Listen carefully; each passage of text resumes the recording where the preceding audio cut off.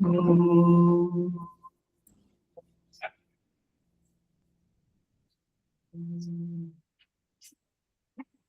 ओम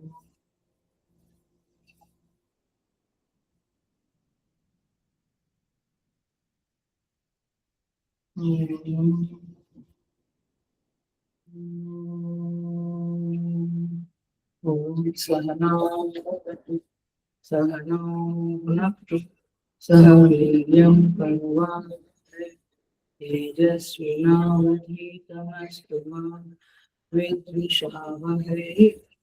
ओम शांति शांति शांति। समस्त जन कल्याणे निरतं करुणामयं नमामि चिन्मयं देवं सद्गुरुं ब्रह्मविद्वरम्।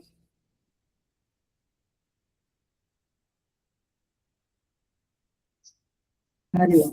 So I welcome you all with great love and great respect in this Bhagavad Gita discourses.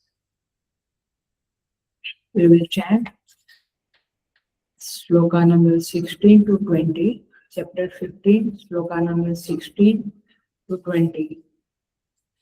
Dvavimo purushau loke sharashchakshara eva cha sharah sarvani bhutani कूटस्थोऽक्षर उच्यते उत्तमः पुरुषस्त्वन्यः परमात्मेत्युदाहृतः यो लोकत्रयमाविश्य विभक्त्यव्यय ईश्वरः यस्माक्षरमतीतोऽहम् अक्षरादपि चोत्तमः अतोऽस्मि लोके वेदे च रचितः पुरुषोत्तमः यो मामेवमसम्मूढः जानाति पुरुषोत्तमं स सर्वविद् भजति मां सर्वभावेन भारत। इति गुह्यतमं शास्त्रम् इदमुक्तं मया नघ एतद् बुद्ध्वा बुद्धिमान् स्यात् कृतकृत्यश्च भारत। ओम तत्सदिति श्रीमद्भगवद्गीतासु उपनिषत्सु ब्रह्मविद्यायां योगशास्त्रे श्रीकृष्णार्जुनसंवादे पुरुषोत्तमयोगो नाम पंचदशोऽध्यायः।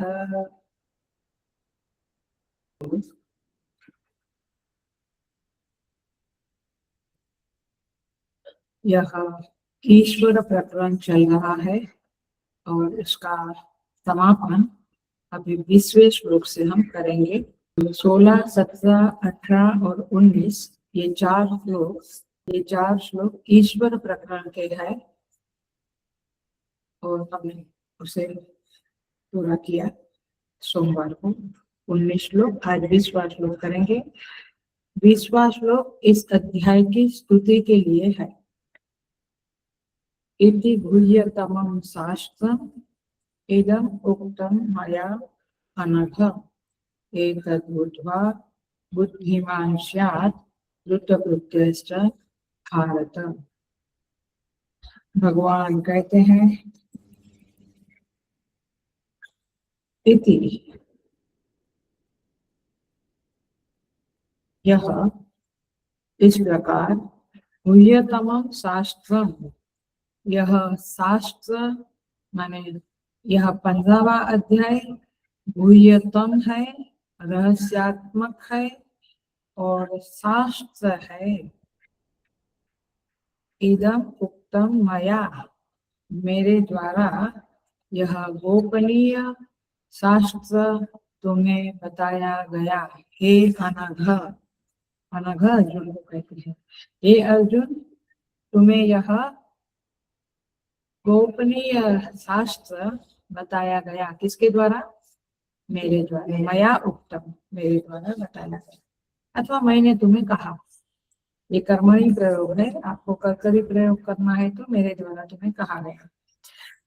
एतद् बुद्ध्वा, इसे जानकर, बट कैसे जानकर? खाली सुन लिया तो नहीं, तत्व से जानकर, इस बातों को तत्व से जानकर बुद्धिमान स्यात्, इसे जानकर क्या होगा? बुद्धिमान बनोगे। तुम अपने बेटे को बुद्धिमान बनाना चाहते हो ना, तो क्या करना है, 15 अध्याय चैट करना है। क्योंकि भगवान ने फलश्रुति बताई है, बुद्धिमान कृतकृत्यश्च भारत, और जीवन में कृतकृत्य हो जाओगे। ये इसका फल है, ये 15वें अध्याय का ये बड़ा फल इस 20वें श्लोक में भगवान ने कहा है। आइए इसे देखेंगे। तो भगवान कहते हैं ये 15वां अध्याय बड़ा गोपनीय शास्त्र है जो मैंने तुम्हें कहा है, इसे जानकर तुम बुद्धिमान बनोगे और कृतकृत्य हो जाओगे। तो आइए देखते हैं इसे। हे अनघ, क्या शब्द दिया भगवान ने, क्या संबोधन दिया अर्जुन को, अनघ। अघ माने पाप, अनघ माने निष्पाप, निष्पाप। हे अनघ, हे भारत, भा माने प्रकाश, ज्ञान, भारत माने जो ज्ञान में रत है, ज्ञान में डूबा हुआ है। तुम यह जानो कि अब उस साधक के लिए कुछ भी जानना करना शेष नहीं बचा है। किसके लिए, जिसने एतद बुद्ध्वा, इसमें ये जान लिया कि यह परमात्मा क्षर से भी विलक्षण है और अक्षर से भी विलक्षण है। ये मेन बात जानिए। क्षर माने जो विनाशशील जगत है वो क्षर है, अक्षर माने जीवात्मा अथवा माया, इंडिविजुअली में जीवात्मा।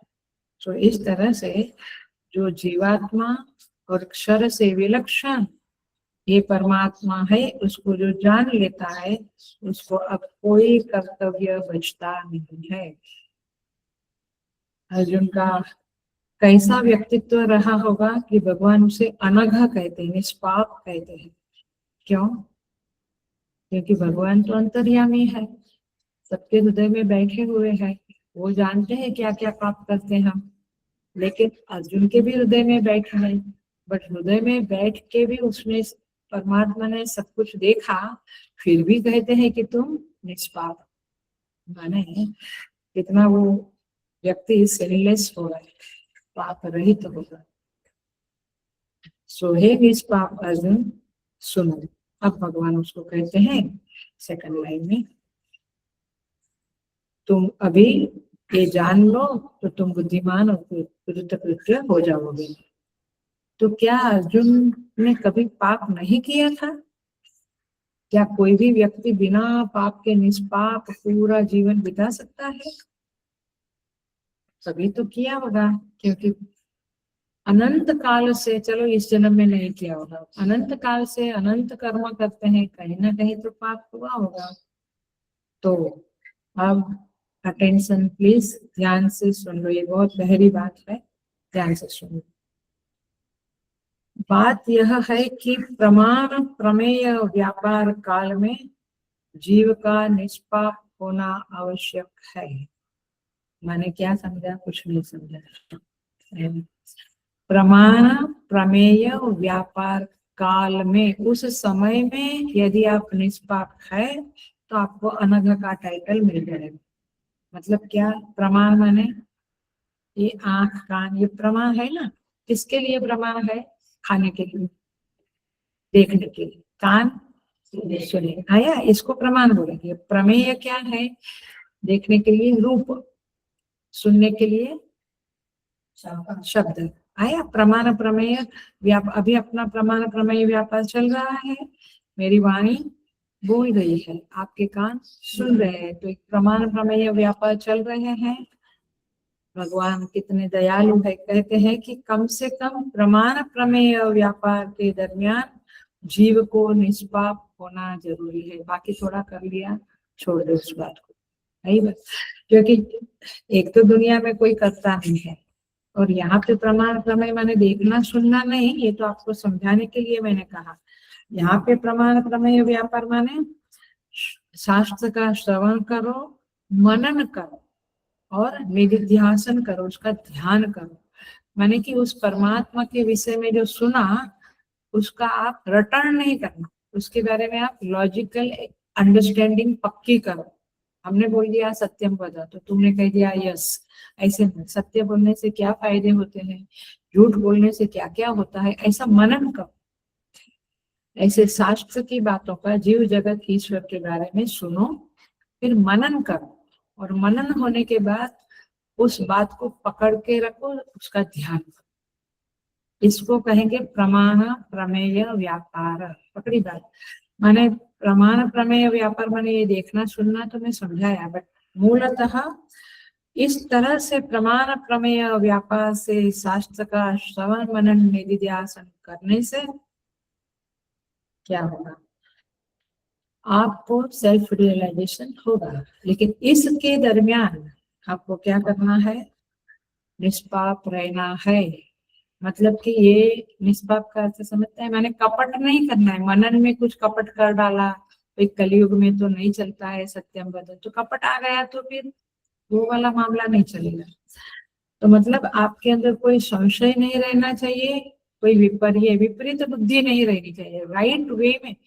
कितने लोग शास्त्र का, मैंने एक पहले कभी बताती थी कि यदा संहरते च अयम शब्द आया, तो च अयम ऐसा उसका ये अयम माने वो कच्छप, वो क्रोकोडाइल, वो जब क्रोकोडाइल नहीं सॉरी कच्छप कछुआ, वो जब अपना ये संहरते इस ये अपना विड्रॉ कर लेता है और फिर कभी खोलता है। तो हमारे ब्रह्मचार्य जी क्या समझाते थे, जब तुम चाय पियोगे, चाय माने चाय, आर यू गेटिंग, आपका इस तरह का एक्सप्लेन करना भी विपरीत बुद्धि है और समझना भी विपरीत बुद्धि है। तो ऐसा बहुत कुछ विपरीत बुद्धि से हम शास्त्र को समझते हैं। शास्त्र आप सही सही समझते हो, ये ऐसा कब कह सकोगे, जब परमात्मा की कृपा होगी तभी हम सही समझेंगे। अभी हम बोल भी रहे हैं तो 100% सही बोल रहे हैं ऐसा हम कभी नहीं मानते हैं। कुछ गलती रही होगी, भगवान क्षमा करना, अगली बार बुद्धि को ठीक करना, ऐसे ही प्रार्थना करते हैं, है ना, क्योंकि वे आर ह्यूमन बींग्स। तो ये जो प्रमा है, प्रमाण प्रमेय व्यापार है, वो श्रवण मनन निधिध्यासन के समय में निष्पाप माने सही सही होना चाहिए। उसमें कपट बुद्धि, क्योंकि ऐसा बोलूंगा तो श्रोता प्रसन्न होंगे, तो फिर श्रोता मुझे ज्यादा दक्षिणा देंगे अथवा मैं श्रोता में ज्यादा प्रिय बनूंगा, ऐसा सोचने वाले करने वाले प्रमाण प्रमेय व्यापार निष्पाप होकर नहीं कर रहे हैं। Are you getting the point? और ऐसे बहुत कुछ देखते हैं, आप देखते हैं।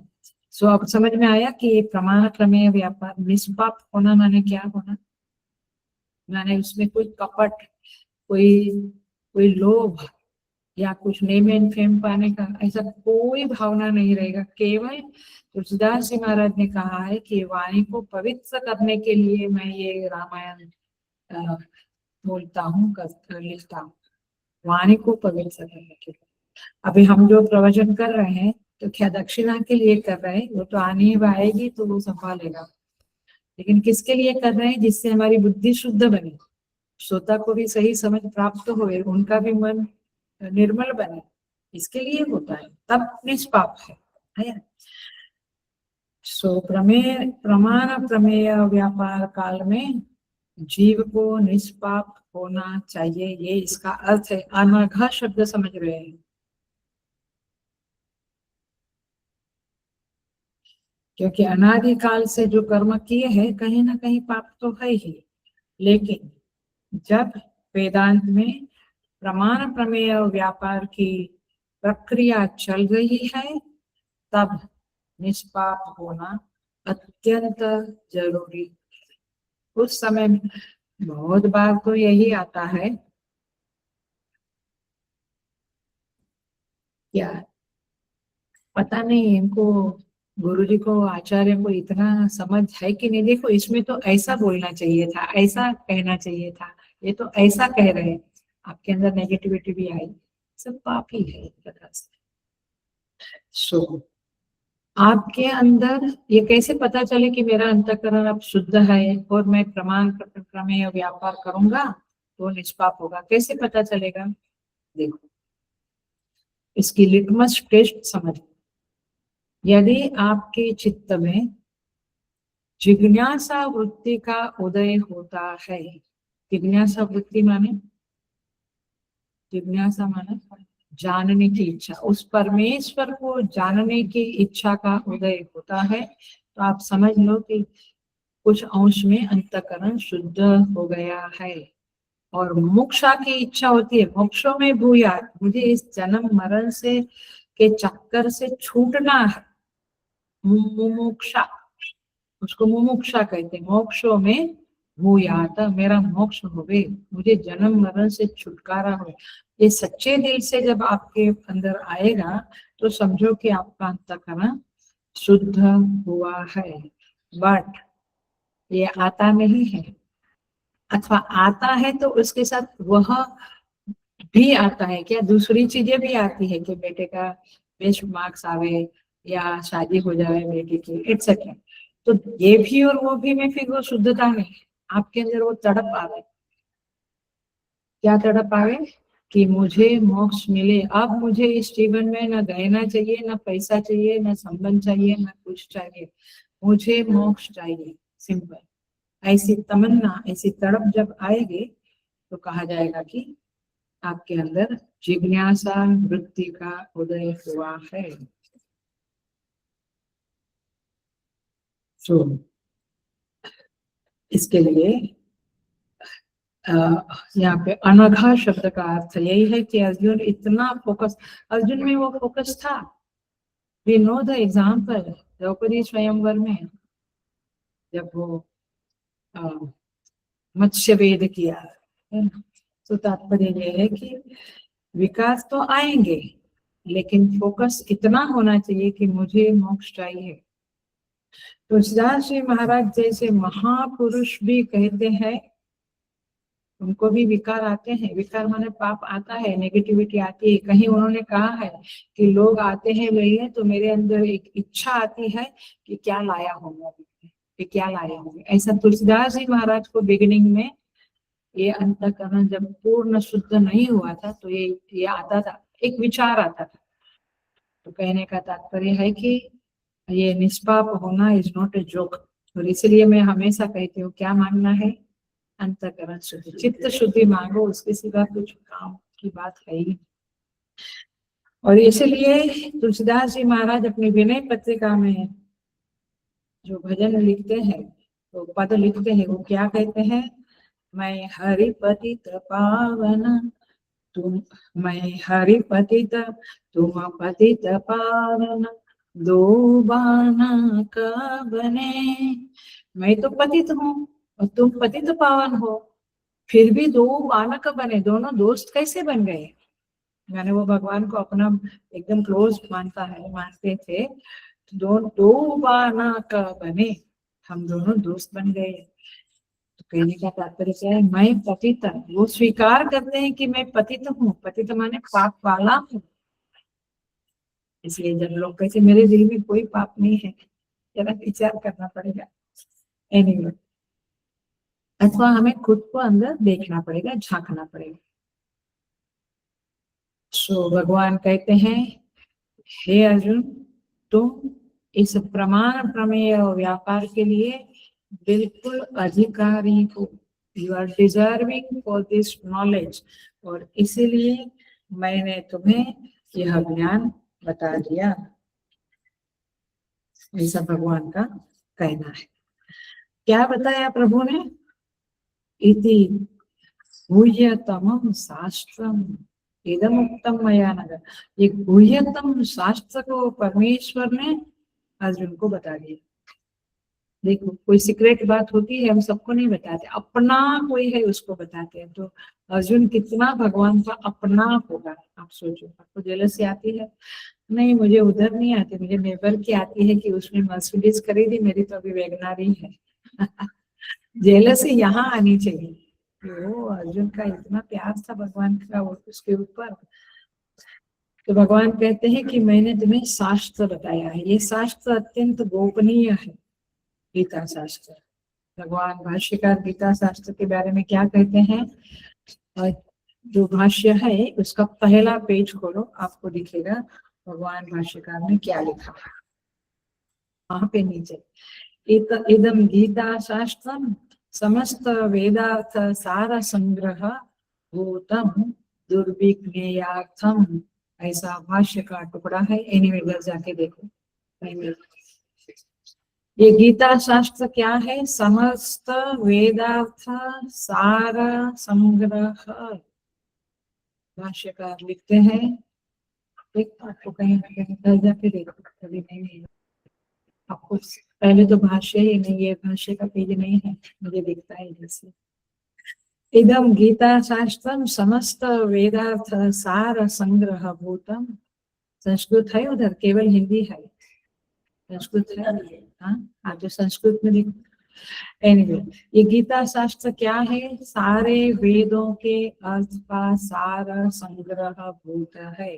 लास्ट पंक्ति है, लास्ट पैराग्राफ की पंक्ति है वो, लेफ्ट साइड के पेज में, लास्ट पैराग्राफ की पंक्ति। ओके, तो यहाँ पे भाष्यकार कहते हैं ये वेदार्थ के सार का संग्रह है। क्या? क्या? गीता जी। वेद के पूरे वेद जितने हैं ना, चारों वेद, उसका जो एसेंस है ना, वो गीता जी में डाला गया है। अब समझ में आई बात? तो भाष्यकार कहते हैं कि यद्यपि, सुन लेना, ध्यान से सुनना, पूरी गीता शास्त्र है, संपूर्ण गीता शास्त्र है, लेकिन ये 15वां अध्याय विशेष करके शास्त्र बताया गया है।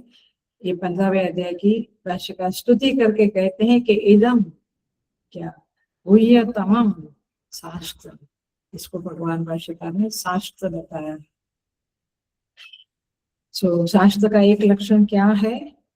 प्रयोजन एक उपनिबद्ध अशेषार्थ प्रतिपादक, माने इसमें एक प्रयोजन होता है। शास्त्र किसे कहेंगे? जिसमें एक प्रयोजन। यहाँ पे क्या प्रयोजन है? मोक्ष। मोक्ष प्रयोजन है, 10 प्रयोजन नहीं है। हम सामान लेने निकलते हैं तो 10 प्रयोजन है, उधर भी जाके आवे, ये भी लेके आवे, वहां भी जाके। एक प्रयोजन उपनिबद्ध अशेषार्थ प्रतिपादक, और बाकी की जो चीजें हैं उसके बारे में थोड़ा थोड़ा अशेष रूप से थोड़ा थोड़ा बताया, बट मेन मोक्ष। तो इस तरह से यहाँ पे अधिकारी किसको बताया इस चैप्टर में? निर्माण मोहाजित संग दोष आया, मान मोह रहित व्यक्ति अधिकारी। प्रयोजन क्या बताया? गच्छन्ति मूढ़ा पदम अव्ययम तत्, गच्छन्ति अमूढ़ा अव्ययम पदम, ये क्या है? ये प्रयोजन है, इसलिए तो ये कर रहे हैं हम लोग, उसका अधिकारी है। प्रयोजन गच्छन्ति अमूढ़ा। तत्व का स्वरूप क्या है? क्षरम अतीतः, अतीतम अक्षरम अतीत, क्षर अक्षर से अतीत है, वह क्या है? तत्व का स्वरूप है। समझ में आ रहा है या कंफ्यूजन हो रहा है? यदि चैप्टर याद होगा, बाय हार्ट होगा तो यूं समझेगा, बट नहीं है तो भी अभी अभी हुआ है तो समझेगा। क्षर अक्षर से अतीत जो है वो स्वरूप है तत्व का, परमेश्वर का वो स्वरूप है, वो भी बताया। अधिकारी भी बताया, निर्माण होगा। प्रयोजन क्या है पढ़ने का? अव्यय पद को प्राप्त करना है, ये भी बताया। फल भी बताया, जो जानाति एवं भजति है ना, सो भजति माम, तो जो और कृतकृत्यो भवति, ये फल बताया। तो इसको क्या कहेंगे? शास्त्र कहेंगे। पकड़ में आई शास्त्र माने क्या? तो इस तरह से यह गुह्यतमम शास्त्रम, ये शास्त्र गोपनीय है। जब तक गुरु उसके बारे में ना बतावे तब तक ये खुलता नहीं, ये केवल पढ़ने से समझता नहीं है। तो इसलिए बुद्धि पे जो अज्ञान का आवरण है वो गुरु कृपा से और गुरु के वचनों से यह आवरण हटता है। माने मेरे खुद के जानने के प्रयास से यह कभी मुझे नहीं पता चलेगा, इसका अर्थ यही है। सो एतद् बुद्ध्वा इति गुह्यतमं शास्त्रम, एतद् बुद्ध्वा, इस तरह से जान लो। इस तरह से जान लो मानो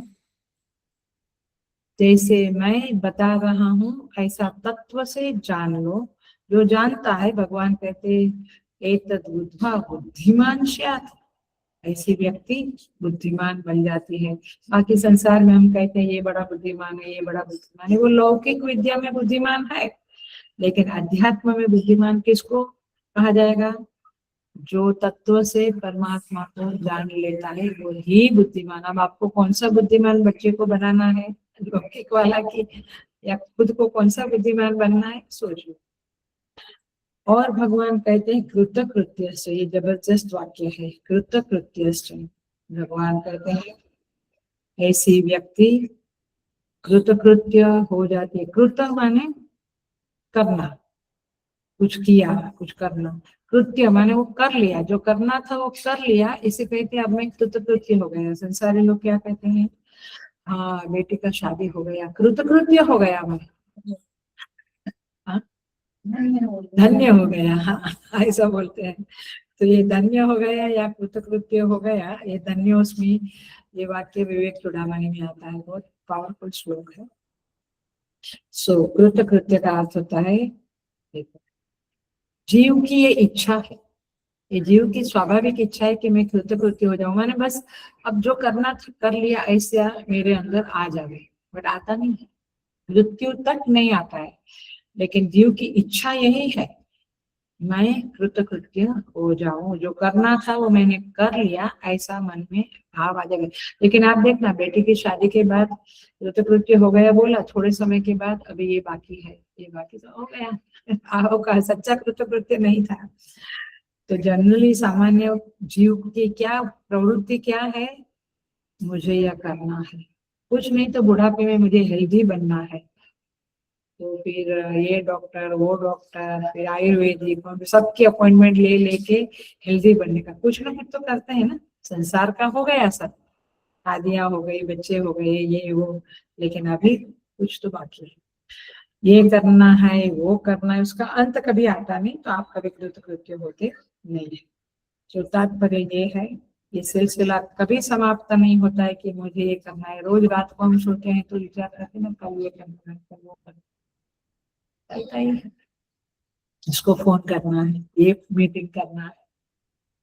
सो एतद् बुद्ध्वा, तो भगवान कहते हैं अब समझो, ये कृतकृत्य शब्द का अर्थ समझा रही हूँ, अटेंशन प्लीज, ध्यान से समझिए। इसका अर्थ है कुछ कर्तव्य बाकी रहा है? मैं कृतकृत्य नहीं हुआ अभी तक क्योंकि कुछ करना बाकी है। कर्तव्य माने कुछ करना बाकी है। बट मैंने हजारों बार कहा है, ये जिस दिन से क्लासेस शुरू हुए तब से कहती आ रही हूँ, जहां जहां कर्तव्य है वहां वहां प्राप्तव्य है। कर्तव्य एंड प्राप्तव्य गो टुगेदर। प्राप्तव्य माने मुझे ये चाहिए, कर्तव्य माने मुझे ये करना, क्योंकि मुझे ये चाहिए इसलिए मुझे ये करना है। आ गया बात, दोनों साथ साथ जाएगा। आप बिना कुछ पर्पस के कुछ करोगे नहीं, मंदा न पीना प्रवर्तते, मंद बुद्धि वाले भी कुछ, माने जिसका बुद्धि बहुत शार्प नहीं है, वे भी कुछ करेंगे तो डेफिनेटली कुछ पाने के लिए करेंगे। आप समझ रहे,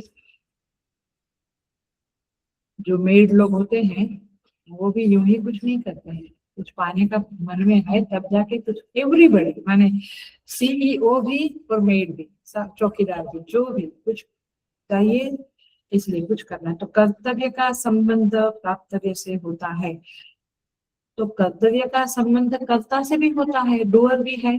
कर्तव्य किसको है, मुझे, मैं कौन हूँ, कर्ता, डूअर। तो कर्तव्य का संबंध प्राप्तव्य से भी है और कर्ता से भी है, और प्राप्तव्य का संबंध भोक्ता से है। वो एक ही है, मैं ही करता हूँ, मैं ही भोगता हूँ, बट प्राप्तव्य के साथ क्या जाएगा, मेरा भोक्तापन। कर्तव्य के साथ क्या जाएगा, मेरा कर्तापन आया। तो ये जब तक ये कुछ पाना है तब तक कुछ कर्तव्य है, और पाना है तो भोक्ता रूप से मैं पाता हूँ, कर्ता रूप से मैं कर्म। लेकिन वेद क्या बताता है, उपनिषद क्या बताते हैं, बृहदारण्यक उपनिषद कहते हैं कि तुम्हें कर्तव्य है ही मन में, तो ये कर्तव्य रखो, आत्मा व अरे द्रष्टव्य श्रोतव्य मंतव्य निधिध्यासितव्य। आप ये कर्तव्य रखो कि मैं आत्मा के बारे में सुनूं, मैं आत्मा के बारे में मनन करूं, मैं आत्मा के बारे में ध्यान करूं। ये बात मन में, ये कर्तव्य रखो तो अच्छी बात है, बट हजारों कर्तव्य पूरा करने के बाद भी हमारा कर्तव्य एंड आता नहीं, तो ये कर्तव्य रखना चाहिए, ऐसा यहाँ पे कहते हैं। देखिए इसका मूल क्या है, मैं सुखी रहना चाहता हूँ। सुख एक भोग है, दुख भी एक भोग है, लेकिन जनरली हम क्या बोलते हैं, ये क्या भोग आ गया, दुख। बट सुख आया तो भोग नहीं बोलते, बट सुख एंड दुख दोनों भोग है। तो मैं सुखी रहना चाहता हूँ, दैट इज द पॉइंट। और मैं कंटिन्यूअस सुखी रहना चाहता हूँ, थोड़ा सुख नहीं चाहिए मुझे, कंटिन्यूअस सुख चाहिए। ये जीव की तमन्ना है, ये जीव की स्वाभाविक इच्छा है। लेकिन भगवान कहते हैं जब तक आप जीव हो तब तक आपका कर्तव्य का कोई एंड नहीं होता है। जिसका कर्तव्य का एंड हो गया वो तो गीता में कहते हैं 3रे अध्याय में, नैव तस्य कृतेनार्थ ना कृते नेह कश्चन, माने उसे कुछ करने का भी बाकी नहीं है और कुछ पाने का भी बाकी नहीं है। कुछ ना करना भी, कुछ करना भी, दोनों से वो परे हो गया है। तो मैंने अभी ह्यूमन बीइंग है, तो कुछ आया तो किया, कुछ नहीं आया तो नहीं किया, माने उस जैसे हमको ये नहीं करना है वो ही करना है, ऐसा उनको कुछ नहीं रहता है जो है। न मे पार्थास्ति कर्तव्य त्रिषु लोकेषु कंचन नानवाप्तम वाप्तव्यम वर्त एव च कर्मणि। यहाँ पे भगवान यही 3रे अध्याय में फिर से आता है, भगवान कहते हैं हे पार्थ मुझे कुछ करना बाकी नहीं है, फिर भी मैं कर्म करना है तो करता रहता हूँ। बट हमारा ऐसा नहीं, हम क्यों करते हैं, मुझे कुछ चाहिए इसलिए करते। भगवान को कुछ चाहिए नहीं, फिर भी वो करते रहते। ऐसा ही महात्मा लोगों का भी समझ लो, महात्मा लोग भी करते हैं, हाँ बहुत एक्टिविटीज करते हैं, ये थोड़ा महात्मा है, तू ही महात्मा है क्योंकि तेरे को ही सही समझ है। अरे बात, वो महात्मा कितना भी कर्म करे उसको कुछ चाहिए नहीं, तो उसका कर्म कोई अपने जैसा कर्म नहीं है। Are you getting? तो ये क्रिटिसाइज करना छोड़ दो कि महात्मा लोग इतना मीटिंगे करते हैं, इतने कर्म करते हैं, उनको कुछ चाहिए तो बात अलग है, उनको कुछ चाहिए ही नहीं, वे तो लोक कल्याण के लिए करते हैं और वो परमात्मा ने उनको आदेश किया है तो वे करते हैं। वो आपके जैसा कोका कोला पीने के लिए कि कोई कोको कोला देगा, उनका कुछ इच्छा नहीं रहती है। सो तात्पर्य ये है, तीनों लोकों में मेरा कोई कर्तव्य नहीं है, ऐसा परमेश्वर श्री कृष्ण कहते हैं। इसका मतलब है कि भगवान कृतकृत्य है, और कृतकृत्य होने के बाद जो कर्म किया जाता है वो लोक कल्याण के लिए होता है, और उससे जगत का बहुत कल्याण होता है। जिसको कुछ चाहिए वो जगत का कल्याण नहीं कर सकता है, वो मैक्सिमम फैमिली का या मैक्सिमम सोसाइटी का या कोई संबंधी का कल्याण कर सकता है। पूरे देश का कल्याण करना, ये किसी में कृतकृत्यता की भावना है कि मुझे कुछ नहीं चाहिए इस देश से, ये मेरे भारत से मुझे कुछ नहीं चाहिए, तब वो व्यक्ति भारत का कल्याण कर सकता है। अथवा इसी व्यक्ति को जो गुरुदेव के जैसे एक संस्था को खड़ा करके जगत में गीता का प्रचार करके जगत का कल्याण कर सकते हैं, क्योंकि उनको कुछ नहीं चाहिए। रमन महर्षि तपोवन जी महाराज बैठे रहते थे, उनको कुछ नहीं चाहिए, एक कॉपी पहन के बैठे रहते थे। सो रमन महर्षि और तपोवन जी महाराज 40 साल उत्तरकाशी से उतरे ही नहीं। माने ये हरिद्वार ऋषिकेश तक भी, मतलब कि ये अपना आराम से वो कुटिया में रहते थे। कितनी पवित्र कुटिया है वो, देखा है लोग। वो कुटिया में दर्शन करने के बाद रोते थे। मेरे साथ जो ग्रुप आया था 70-80 लोगों का, वो निकलने को तैयार नहीं थे। बोले यहाँ जो एक भव्य दिव्य आनंद है वो कहीं नहीं मिलेगा, शांति है वो कहीं नहीं। क्यों? क्योंकि वो महात्मा जो फकीर टाइप का है, वहां बैठ के ईश्वर से अनुसंधान करता रहता था।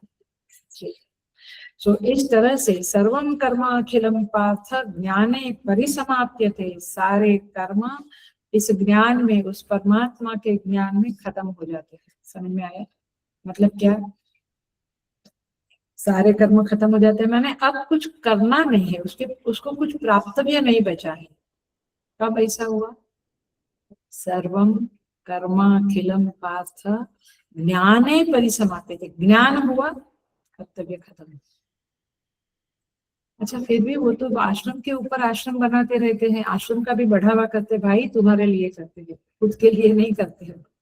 है ना, कितना क्रिटिसिज्म करते हैं लोग, बड़ा लग्जोरियस रखते हैं वहाँ।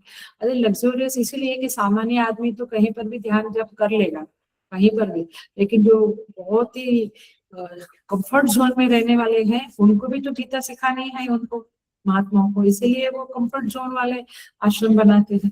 अरे गेटिंग, हमेशा झोपड़पट्टी वाले आश्रम ही अच्छे हैं, माने जहाँ पे एक डॉर्मेट्री में 50 लोग सोए हैं, पानी नहीं है, ये वही सब बढ़िया है, और कंफर्ट जोन वाला आश्रम खराब है। ऐसे सब अक्कल बगल की बातें मत किया करो, ऐसे निंदाएं भी मत किया करो।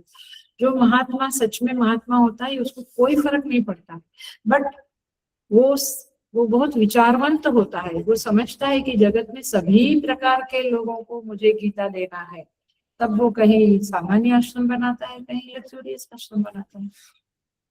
सो इस तरह से यहाँ पे कहते हैं कि मुझे कुछ भी नहीं चाहिए, भगवान कहते हैं, लेकिन जो मुझे जान लेगा वह बुद्धिमान कहलाएगा और उसे कृतकृत्य कहेंगे।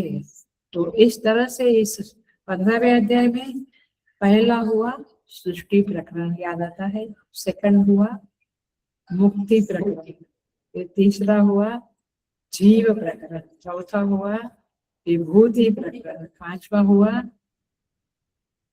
ईश्वर प्रकरण, और फिर 20वें श्लोक में ये अध्याय की स्तुति की है। स्तुति माने एक फल निर्देश किया है। ये 15वां अध्याय को अच्छी तरह से जान लिया तो आपका क्या भला होगा, आप बुद्धिमान हो जाओगे। और इसीलिए इस अध्याय की महत्ता है। देखिए, बुद्धिमान स्यात् माने ऐसे बुद्धिमान नहीं बनते हैं, बहुनाम जन्मनाम अन्ते ज्ञानवान माम प्रपद्यते, बहुत जन्मों के बाद आदमी ज्ञानवान बुद्धिमान बनता है। और फिर उसका विजन क्या होता है, वासुदेव सर्वमिति स महात्मा सुदुर्लभ, वो सब में उस वासुदेव को दे, उस परमात्मा को दे, ये उसका विजन है। ऐसी व्यक्ति बुद्धिमान कहलाएगी। सो सकृतकृत्य कृतकृत्य स्यात्, वो कृतकृत्य बन जाता है, मतलब कि देखो, और क्या कहते हैं, सर्वम कर्म अखिलम पार्थ ज्ञाने परिसमाप्यते। परिसमाप्ति माने क्या, जरा समझ लेना, संस्कृत है बट समझो। परिसमाप्ति, परि का विशेषण है, माने उपसर्ग है, सॉरी उपसर्ग है, परि सम्यक प्रकार है ना, आपति माने उसको पूर्ण रूप से, आपति माने प्राप्ति, पूर्ण रूप से प्राप्ति हो गई है, उसे क्या कहेंगे, परिसमाप्ति। तो सारे कर्म कहाँ परिसमाप्त होते हैं, जब उस व्यक्ति को सब कुछ मिल गया है, तो अब उसको कर्म करने की जरूरत नहीं है। पकड़ी बात आपने। तो संस्कृत में होता है समाप्ति, आपने समाप्ति कर दी किसी प्रोग्राम की अथवा लिखती थी, मतलब कि अब पूरा हो गया, इसको समाप्ति बोलते हैं, सम्यक आपति। तो इसलिए मतलब कि परिसमाप्ति, परितः समाप्ति, परिसमाप्ति माने अब टोटल समाप्ति, माने आज का क्लास समाप्त हो गया, कल वापस होगा, बट परिसमाप्ति माने अब कुछ करना नहीं, इसको कहेंगे परिसमाप्ति। पकड़ी बात आपने।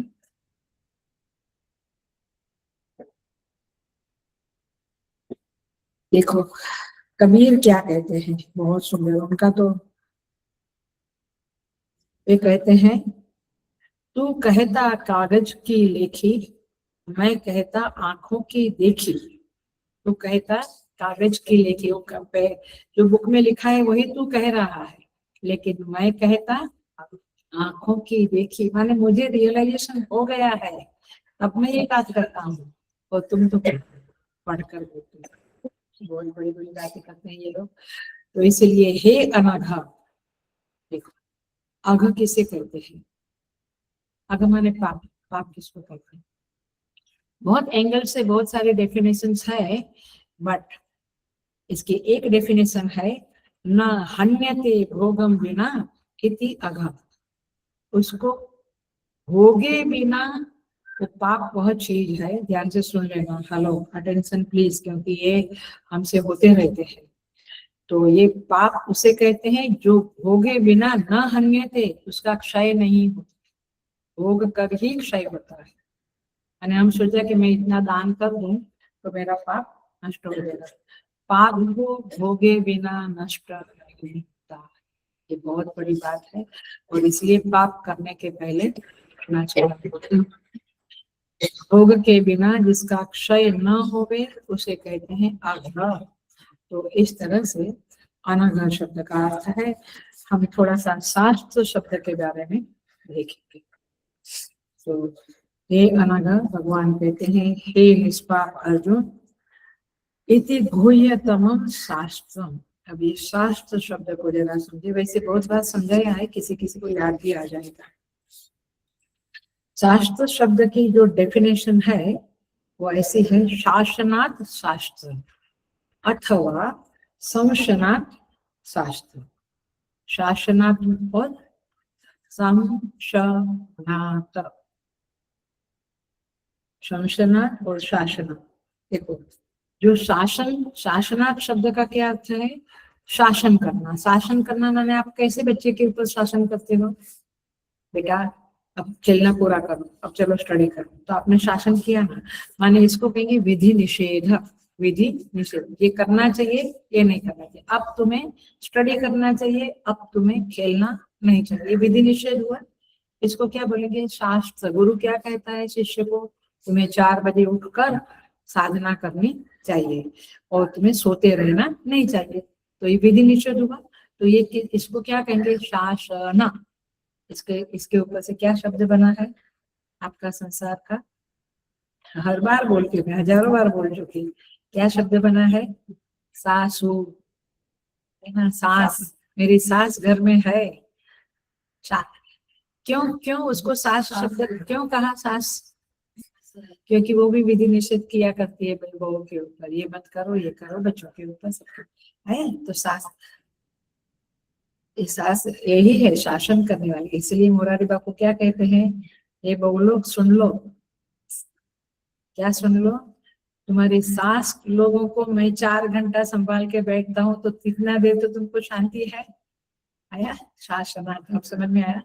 तो मैंने कोई कहते हैं कि मोरारी बापू हमेशा ये बुढ़े बुढ़े लोगों को एक कथा खत्म नहीं हुई कि दूसरी कथा पे, और ये लोग भी भागते रहते। तो बोले वो जो है सो है, बट तुम पॉजिटिव देखो कि तुम लोगों की सासू माओ को इधर मैं बुलाता हूँ, मैंने वो कथा में आती है, तो 4 घंटा में तुमको सुख नहीं देता हूँ, तो तुम उतना तो समझो। ये है सास शब्द। तो शासनात्, तो शास्त्र क्या है? ये गीता कहो, रामायण कहो, सब कुछ शास्त्र है। ये क्या है? हमारे जीवों के ऊपर शासन करने वाले ग्रंथ है। वे हमें विधि और निषेध बताते रहते हैं, और इसलिए कर्तव्य अकर्तव्य का निर्णय इस ग्रंथों से करना चाहिए। ये करना चाहिए, ये करना है, ये नहीं करना है, ये बताने वाले हैं। इसको कहेंगे शासनात् शास्त्र। दूसरा शब्द क्या बताया? संशनात्। संशन करना माने प्रशंसा करना, स्तुति करना, यथावत जो है वो बताना, इसको कहेंगे संशना। माने यथावत निरूपण, जो शास्त्र में कहा गया है। तो शास्त्र ऐसा नहीं कहेगा। विधि निषेध में थोड़ा बढ़ा चढ़ा कर या ऐसे बोलते हैं, क्योंकि उस तरह हम भी बढ़ा चढ़ा कर बोलते हैं ना बच्चों को, देखिए पढ़ेगा तो ये होगा। लेकिन संशय में जो परमेश्वर जैसा है, जीव जैसा है, जगत जैसा है, उसका यथावत निरूपण करते हैं, उसे कहेंगे तथ्य का यथावत निरूपण को संशय कहते हैं। जैसा वस्तु में गुण है, धर्म है, उसका ठीक ठीक वर्णन कर देना है। अब देखते हैं थोड़ा सा। ये स्मृति है, मनुस्मृति, पराशर स्मृति, भारद्वाज स्मृति, गौतम स्मृति, ये सारी स्मृतियां है। ये स्मृतियां क्या है?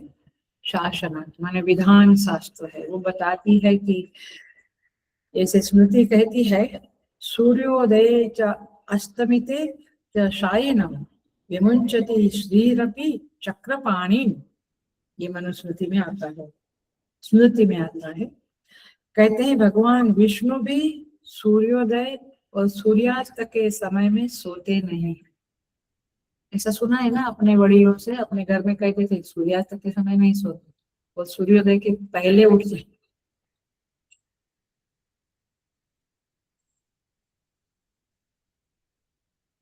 क्यों ऐसा कहते थे? क्योंकि स्मृति का आदेश है, और आदेश के पीछे अपना कल्याण ही होता है। माँ बच्चे को आदेश करती है तो कल्याण ही है, इसलिए करती है। जहां पर भी गुरु कहता है तो आदेश के रूप में तो फिर आपका कल्याण है, आप समझो या ना समझो। तो यहाँ पे कहते हैं भगवान विष्णु भी सूर्योदय और सूर्यास्त के समय सोते रहे सपोज, तो लक्ष्मी उसको छोड़कर चली गई। मतलब जीवों को बताया है इस स्मृतियों में कि जीवों को इस समय में सोना नहीं चाहिए। तो ये विधान है, इसको कहेंगे शासनात्मक रूप, शास्त्र का शासनात्मक रूप। दूसरा रूप क्या है? संशनात्मक रूप, जहाँ जीव जगत और ईश्वर के बारे में जो सही है, जैसा है जीव, जैसा जगत, जैसा ईश्वर, वैसा बताता है, उसमें कुछ माल मसाला नहीं था।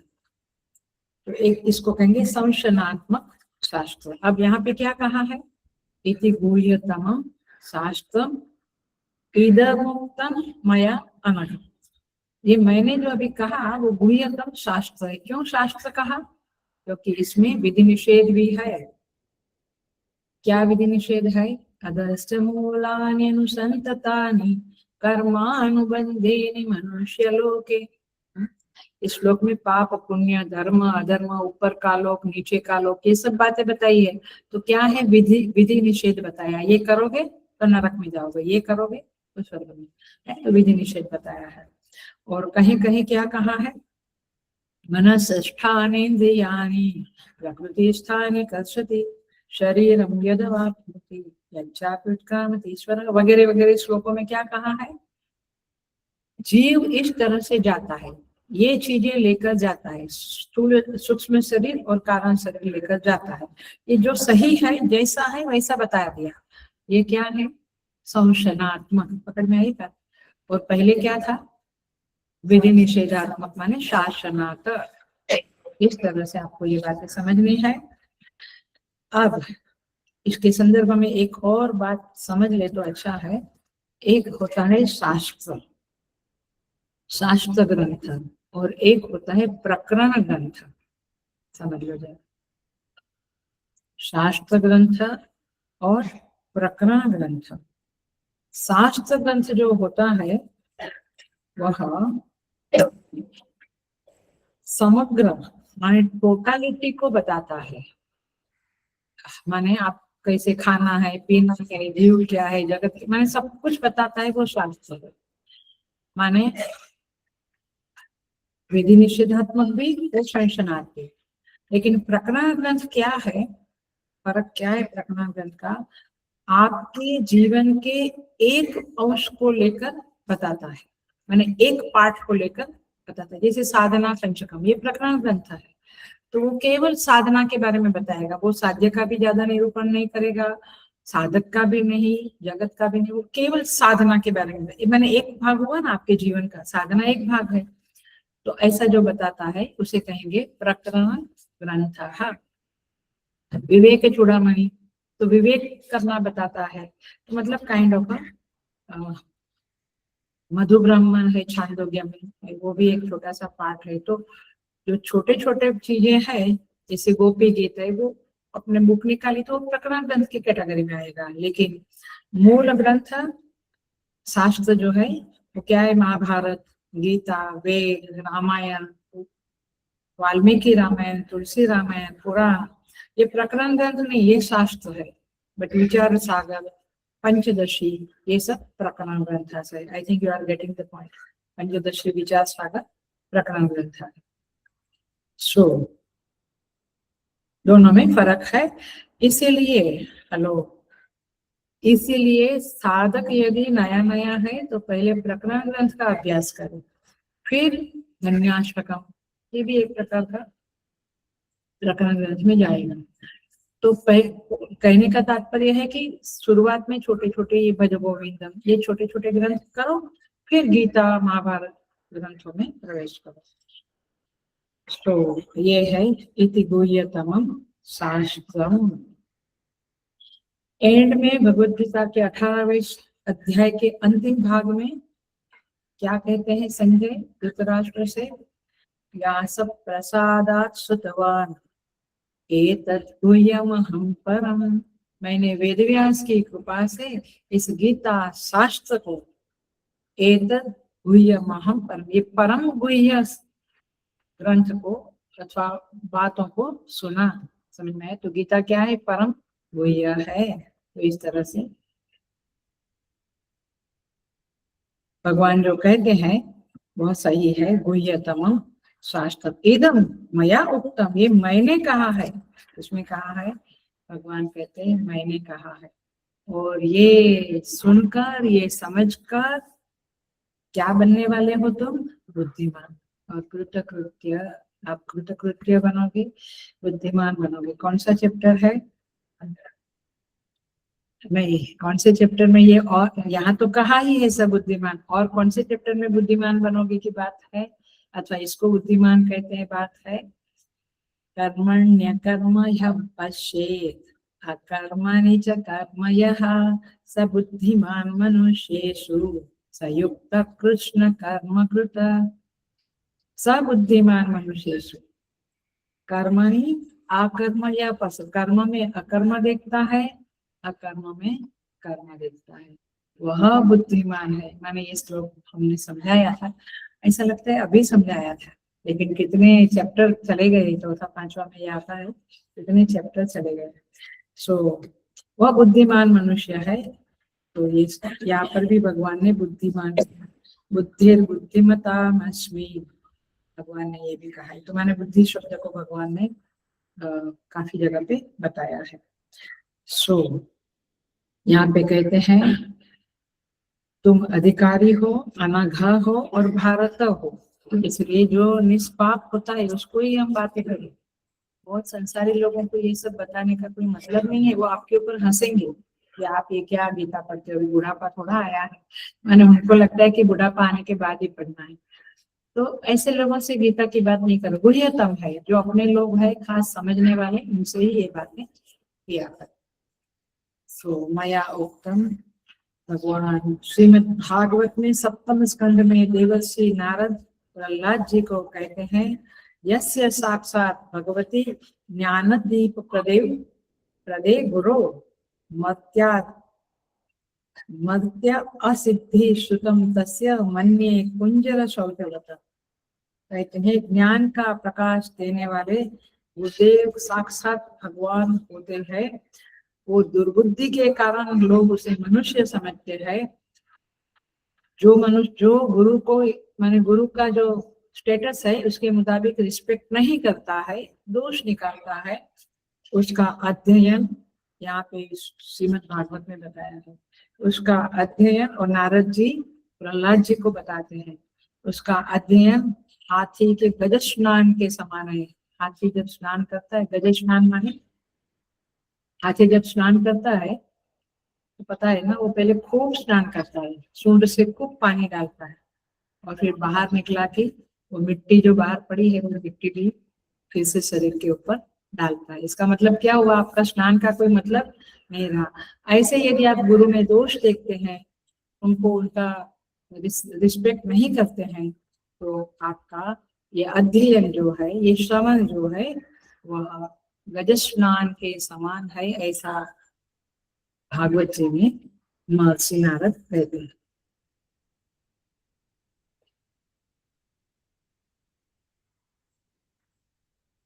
आगे बढ़ते हैं।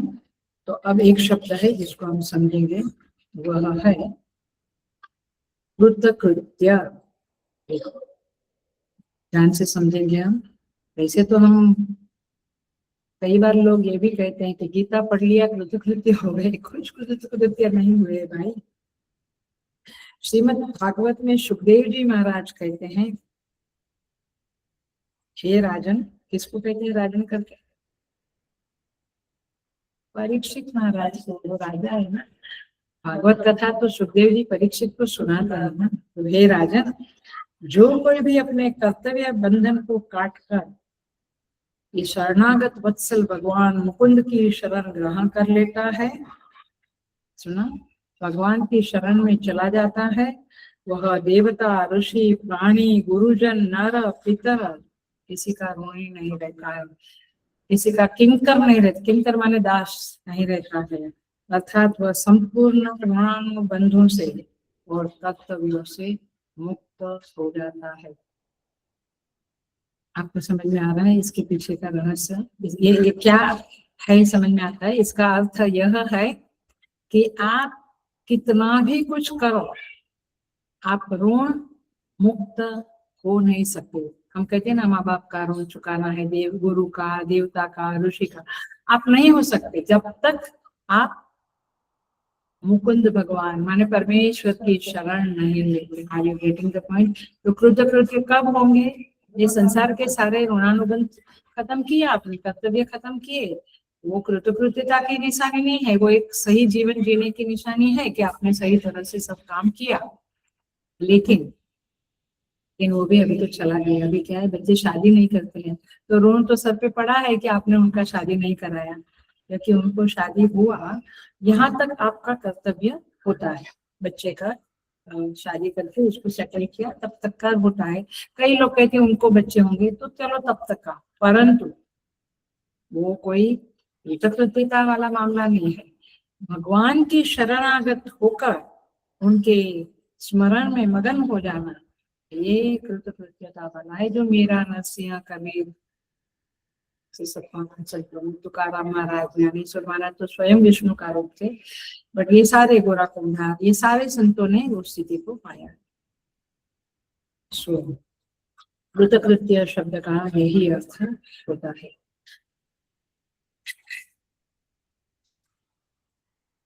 क्या कहते हैं?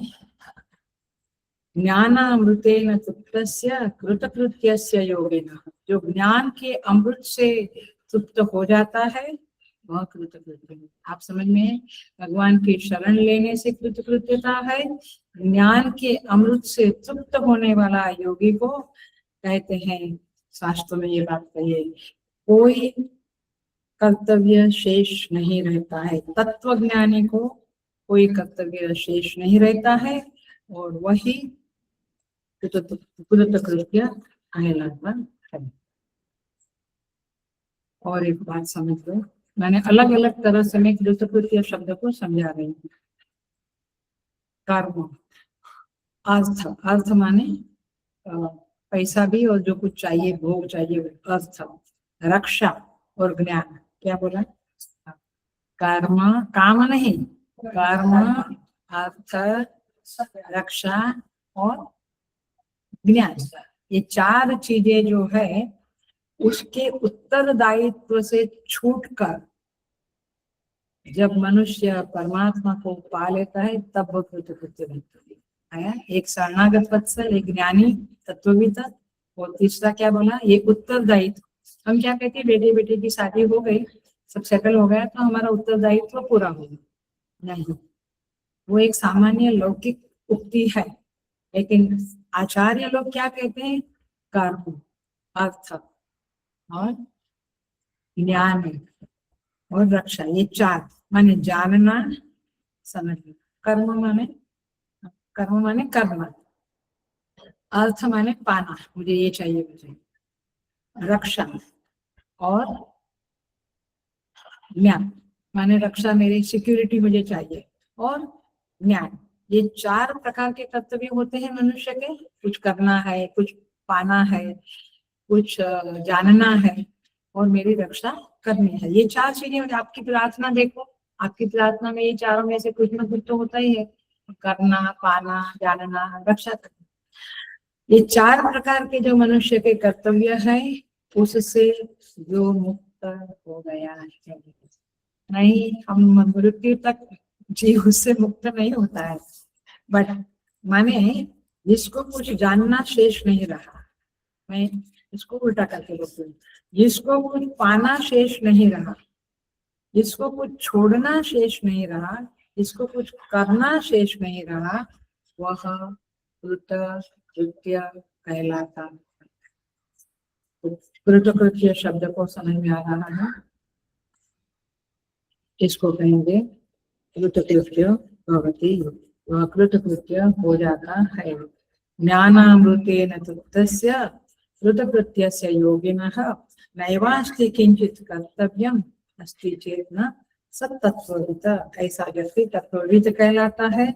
तो इस तरह से यह 15वां प्रकरण, ये 15वां चैप्टर पूरा होता है, जहाँ पे मूल बात यह है केवलस्य निरूपाधिकस्य स्वरूप निर्धारण विषयाः।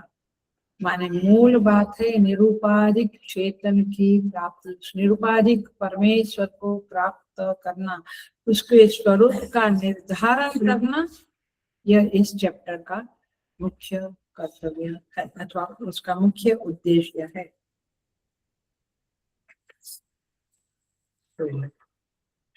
इस तरह से यहाँ पे ये पूरा होता है। मूल बात है ममैवांशो जीवभूत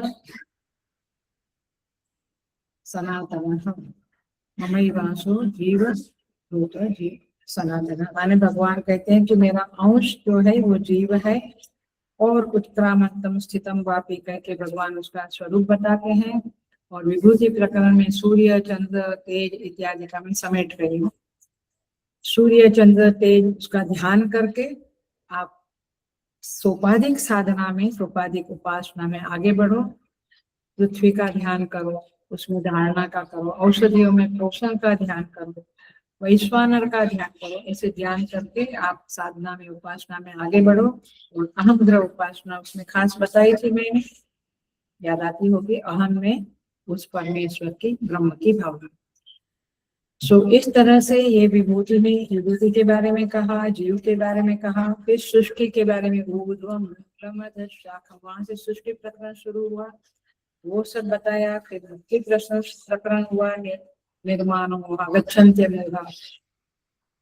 तो इस तरह से जीव प्रकरण, मुक्ति प्रकरण एक्सेट्रा यहाँ से पूरा होता है। हम इस चैप्टर को समाप्त करते हैं। पूर्णमदः पूर्णमिदं पूर्णात् पूर्णमुदच्यते पूर्णस्य पूर्णमादाय पूर्णमेवावशिष्यते। ओम शांति शांति शांति। हरि ओम। श्री गुरुभ्यो नमः। हरि ओम। तो यहाँ पे ये भगवान की कृपा से, गुरुदेव की कृपा से, आशीर्वाद से और आप सबके सहयोग से यह चैप्टर 15वां अध्याय पूरा होता है। इन वे गीता समाप्त हो गई है, बट जो परिशिष्ट है 16वां 17वां और 18वां अध्याय वह हम जरूर करेंगे। और हम भगवान से प्रार्थना करते हैं कि यह 15वां अध्याय जो हमने अध्ययन अध्यापन किया है, वह 15वां अध्याय हमारे अंतःकरण में प्रवेश करके उसका श्रवण हमें अंतःकरण शुद्धि का फल प्रदान करे और हमारी बुद्धि शुद्धि हुए। यही प्रार्थना हम भगवान से फल के रूप में करते हैं। हरे, thank you so much. God bless you all.